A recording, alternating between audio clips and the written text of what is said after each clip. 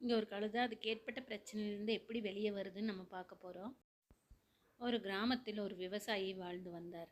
அவரிடம் ஒரு வயதான கழுதை இருந்தது. தினமும் அந்த கழுதை அவருக்காக வேலை செய்து சுமைகள் சுமந்து வந்தது.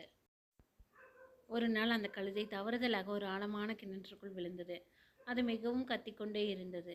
விவசாயி அந்த கிணற்றை பார்த்து, இந்த கழுதை முதுமையடைந்து விட்டது, இதை பிடித்து எடுக்க முடியாது, அதற்கு பதிலாக கிணற்றையும் மூடிவிடலாம் என்று நினைத்தார்.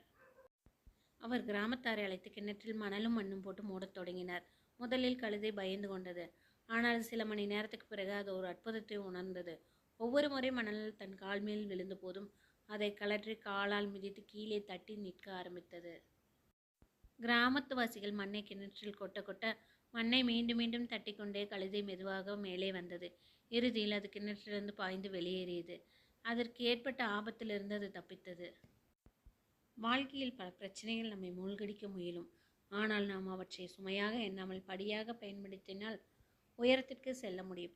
தடைகள் நம்மை புதைக்கல்ல, நம்மை மேலே தூக்கவே வருகின்றன. இந்த கதை உங்களுக்கு பிடிச்சிருந்தா லைக் பண்ணுங்கள், சப்ஸ்கிரைப் பண்ணுங்கள்.